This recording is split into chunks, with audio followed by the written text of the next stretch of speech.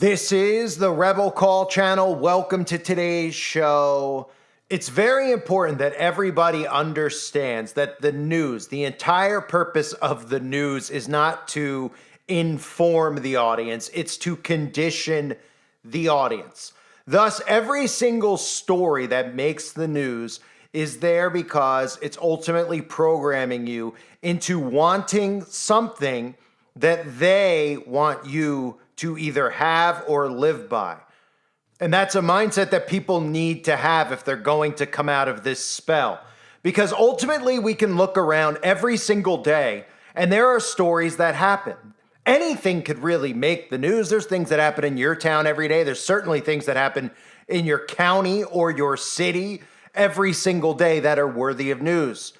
They choose the things to air. A lot of the times these stories are manufactured, but ultimately the reason that they choose what to air is because they're pushing an agenda on you without you even realizing it.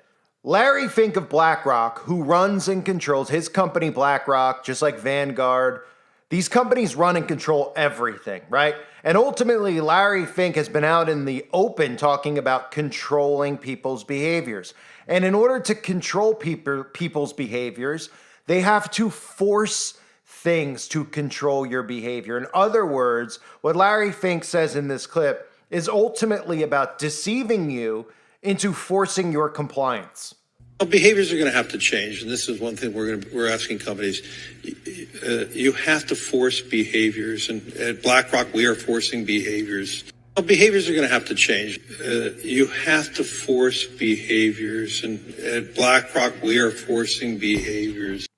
So when people see a clip like that, they ultimately will go, oh, he's not going to tell me what to do. He's not going to tell me how to behave. I'm my own person. I'm my own individual. And what they do is they put these news stories out there so that you start wanting the things that they already want you to want. In other words, I'll show you a few of the things that I'm talking about here ultimately, right? In a New World Order structure, you are enslaved. One of the things, let's start with this story. I've talked about it many times over the years. One of the things you will not be allowed to do is travel. So if you love traveling, say goodbye. If you love going state to state, well, you're going to have an allotted amount of time you're allowed to leave your state because of your carbon footprint. Ultimately, all these things that they're doing, they're hitting you from different psychological aspects, right? So the carbon footprint is going to enslave everybody, but at the same time, they want to also condition you into not wanting to travel. Because when they tell you that you're only going to be able to travel a limited amount every year because of your carbon footprint, you need to be conditioned from lots of different aspects so that you don't even want to travel anymore. So let's start with these stories that are out there about travel. We've continually heard about what? Travel's become more dangerous. Travel is bad for the carbon footprint and for the climate with carbon emissions. So not only are they going to condition you into traveling less because of the carbon footprint, they ultimately want to make sure that you don't even want to travel anymore. Because remember, it's global enslavement, but there's not enough prison cells to put us all inside of. So we're going to enslave ourselves by wanting the things the government already wants for us. Thus, these travel limits are going to be implemented, and they're using stories like this to scare you from ever traveling again. Have you ever heard such insane stories? Look at these two stories I'll play for you. These are just stories in the last 24 hours. Woman accused of growling and biting passengers. That's one story, so that's enough to make you not want to get on a plane. And then, of course, we have a story, if you haven't heard these Boeing whistleblower manufactured stories, to make you afraid to get on a plane because they're telling you that the planes are no longer safe. The planes are suddenly falling apart in thin air because they're trying to cut corners and make more money. So people out there, again, hear these stories and they go, I'm afraid to get on a plane. Well, guess what? That's the point. And also new tonight, growling and snapping her teeth. That's what police say a woman did on a Spirit Airlines flight before they arrested her. This is a look at Lanika Dillard. Documents obtained by the 8 News Now investigators reveal Metro had to get everyone off the plane at Harry Reid International and physically escort Dillard out. She faces the charge of violating airport rules. She's out of jail but due back in court on May 29th.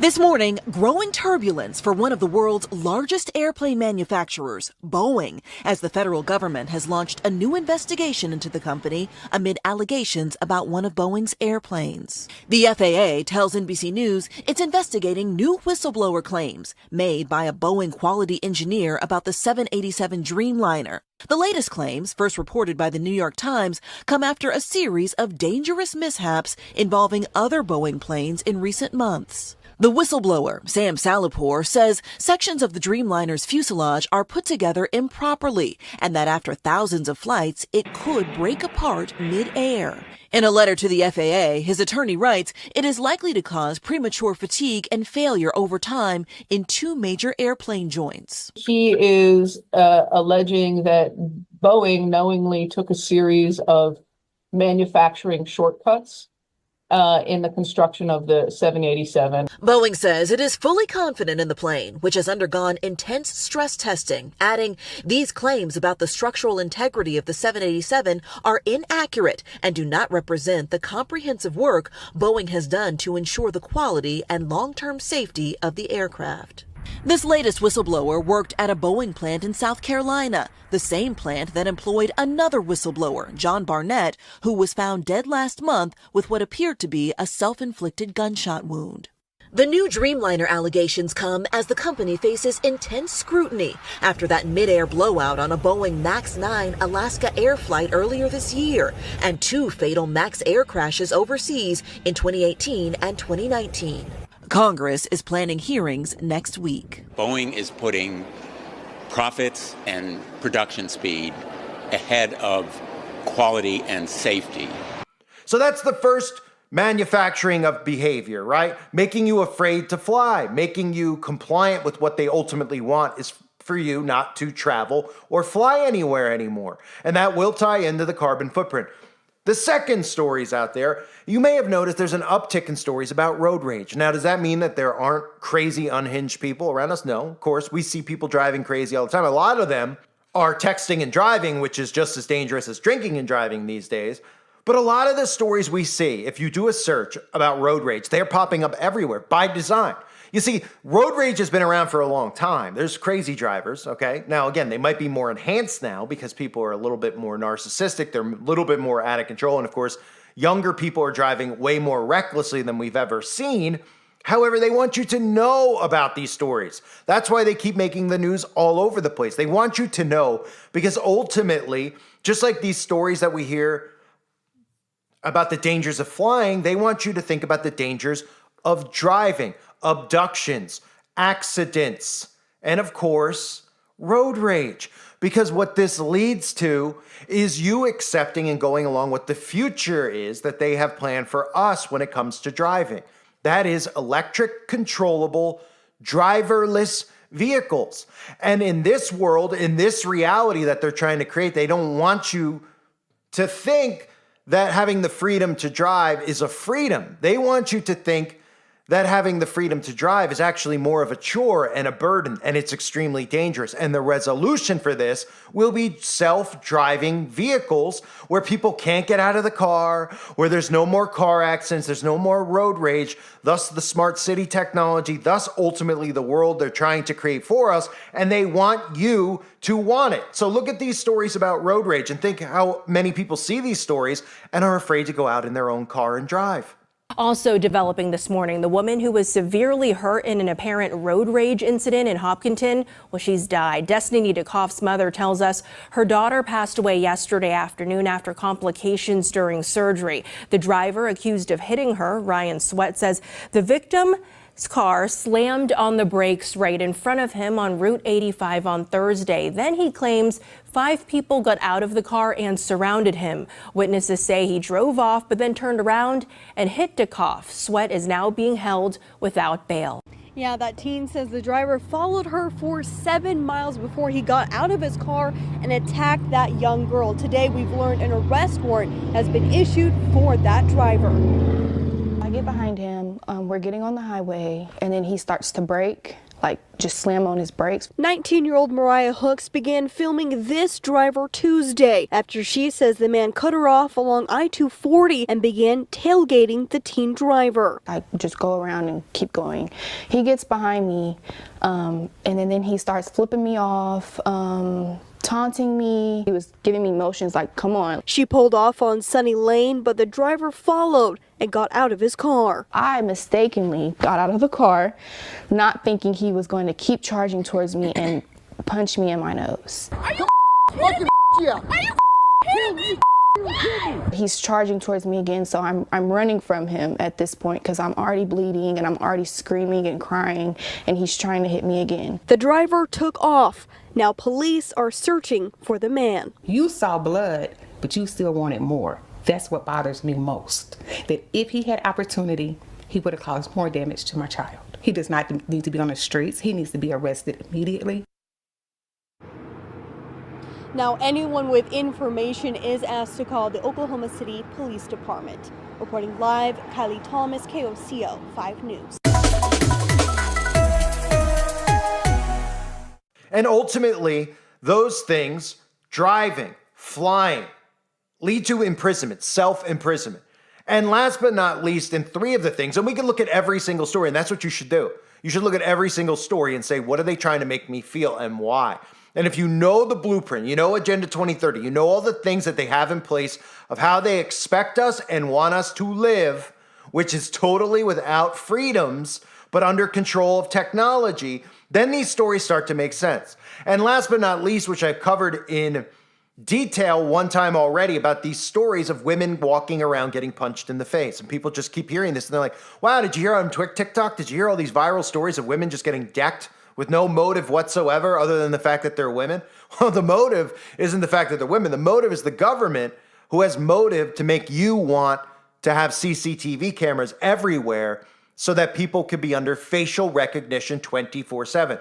These stories are manufactured. And if you can't see that in this news clip of all these girls who are randomly getting punched, who are randomly online, who are randomly gaslighting you into feeling unsafe in your own cities, think about what the resolution to this is. The resolution is ultimately facial recognition on every street corner. New at 10, what appears to be a dangerous trend in New York City could be happening here in Chicago. Several women report being physically attacked while simply walking down the street. That's what Chicago police say also happened to a woman in the Gold Coast. Here, in a busy area near State and Chicago on Saturday night. That's where we find CBS 2's Mabel Gonzalez. Live now. Mabel. Yeah, Joe and Erica, this is a very busy area of town. We went from business to business asking people if they had seen or heard anything when that attack happened. They had not, but one woman who says she witnessed it firsthand went on social media to send out a warning. Just like out of nowhere. These different women are going viral on social media for sharing a similar story. I was literally just walking and a man came up and punched me in the face. So I just got punched in the face walking home. The alleged assault happening in New York City, causing black eyes and even swelling on the victims in broad daylight for no apparent reason. It definitely has changed my sense of just sort of paranoia or anxiety with just being and traveling around. And now, back here in Chicago. Okay, this is a PSA for all the girls in Chicago. This woman claims to have witnessed a similar assault. I was just walking my dog in Gold Coast River North area, and as I got up to my building, a woman ran up so terrified because a man had just punched her in the face, and then he darted west down Chestnut. He threw her phone, her nose was bruised, she was bleeding a little bit, so scared. We called the police. Chicago police confirmed to CBS 2 that a 52-year-old woman was walking near State and Chicago Saturday evening when a man hit her in the face. He then picked up the belongings she dropped and threw them across the street, police say, before taking off. It's unclear what the motive was behind the attack, but this apparent witness took to social media to send out a warning. That is just so scary. That's happening both in New York and here now. So everyone just be extra aware out there and stay safe. We're told the victim who was hit here refused medical attention. Chicago police tell us they are investigating this case, and so far, no arrests. Reporting in the Gold Coast, Maribel Gonzalez, CBS 2 News. Thank you, Maribel. So those are some of the stories that we see manufactured on a day in, day out basis, right? Every day we're hearing stories about not just the dangers of flying, the dangers of passengers on planes, the dangers and the delays in flights and travel delays. These are all things that they're doing deliberately. It's deliberate sabotage, okay? Same with driving. Everything's so dangerous. It's so dangerous to drive. People are getting out of their cars. They're punching girls in the face. They're punching girls in the face in the road. We need to run these people down, find these people. And the solution, of course, is well, we won't fly and travel as much anymore because airplanes aren't safe. Ultimately, we won't drive our cars anymore because that's too dangerous, and we'll let the government drive us around in driverless vehicles, and we'll let technology controls. There'll be less accidents. There'll be less dangers. Everyone will feel safe and protected. And as far as the streets go, well, when you're in these smart cities, you won't have to worry about women getting punched because these cameras will be in place, and there'll be smart technology in place and facial recognition in place so that nobody can randomly do this and get away with it like they can now. And of course, we could all look around and say, how are people getting away with punching women in the face in the streets? How are they? Well, ultimately, the police are letting them get away with it because the people doing it are government operatives. That's who they are. I love how they could just give you no motives to any of these things other than, oh, they're angry on the roadway. Oh, the Boeing is just trying to save money. Oh, a woman just went on the plane and decided she wanted to bite people and was growling at people. These are all stories that make sense. And of course, people believe these stories. And ultimately, then they say, we need to stop this. We need a resolution. I don't feel safe in a car. I don't feel safe in a plane. And the government comes in and gives you those resolutions. Those resolutions include travel restrictions, travel bans, facial recognition, and of course, eventually driverless vehicles. That's how the news works. It doesn't work to inform you. It works to condition you. Condition your behavior. Ultimately, that's what they're trying to do, and that's what this is leading towards because people are going to see all these stories. They see them on a day in and day out basis, and then they're asking for the things that the government has already plotted and planned for us to live under.